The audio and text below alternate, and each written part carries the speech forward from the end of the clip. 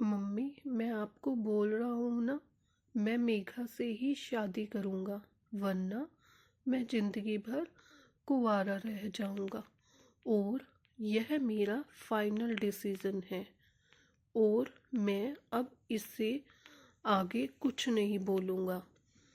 तभी राहुल की मम्मी रेखा जी ने कहा, बेटा तू समझता क्यों नहीं है? हमने तेरे सामने मेघा की जन्म कुंडली पंडित जी को दिखाई थी ना, और उन्होंने मेघा की कुंडली में मांगलिक दोष बताया है।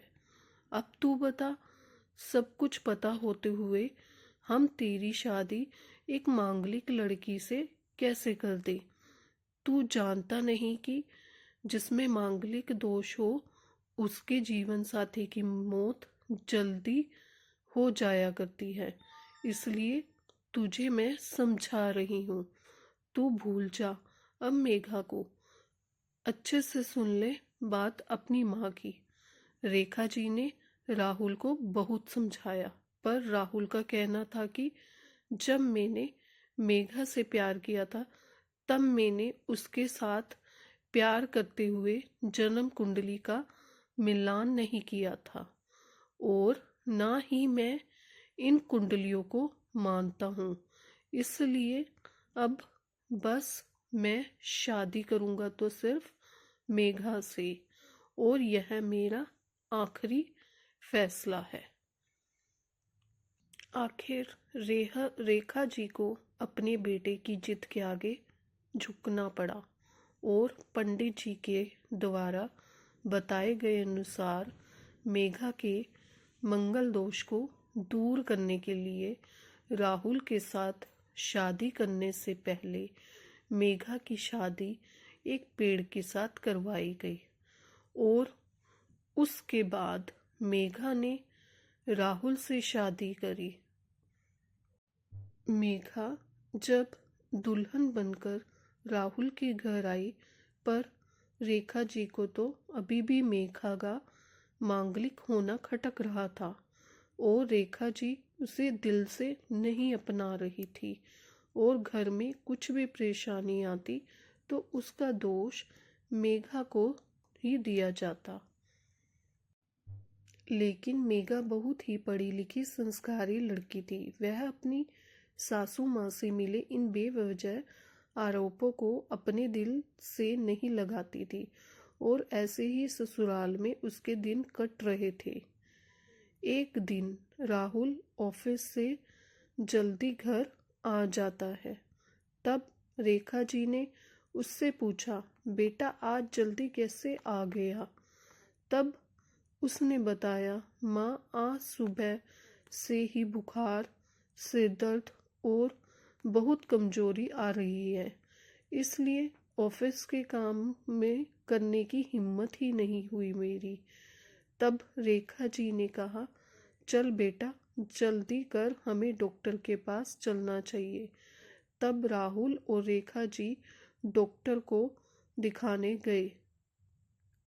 डॉक्टर को दिखाने के बाद मालूम पड़ा कि राहुल को पीलिया हो गया है।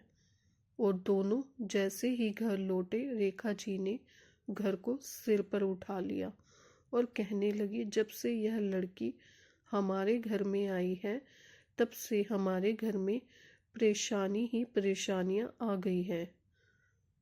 इसके खुद ही अशुभ है। अब देखो इसका मांगलिक दोष हमारे बेटे पर भी असर करने लग गया है। कल को अगर मेरे बेटे को कुछ हो गया तो कौन जिम्मेदार होगा? तभी मेघा ने कहा, मम्मी जी प्लीज़, और कितना नीचा दिखाएगी मुझे? आज तक मैं चुप रही, क्योंकि पापा ने यही सिखाया था कि बड़ों के आगे ससुराल में जवाब मत देना। पर आज तो आपने हद ही कर दी है। अगर मैं आज नहीं बोली तो जिंदगी भर खुद को माफ नहीं कर पाऊंगी। मम्मी जी, अगर आप पंडित जी पर भरोसा नहीं करती थी तो उनके कहे अनुसार आपने सारी मांगलिक दोष निवारण की विधि क्यों करवाई? क्यों पहले आपने मेरी पेड़ से शादी करवाई?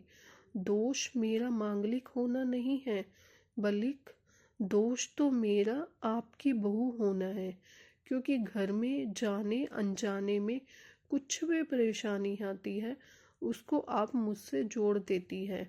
और जब कोई सास अपनी बहू से सिर्फ नफरत कर रही होती है, तब यह बहु दोष बेटे बहू को नहीं, पूरे परिवार को परेशानी में डाल देता है।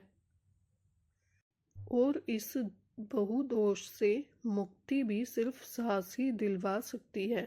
सास अपनी बहू माने, उसे दिल से अपनाए, उसे भी सम्मान दे और यह महसूस कराए कि वह भी इस परिवार का हिस्सा है।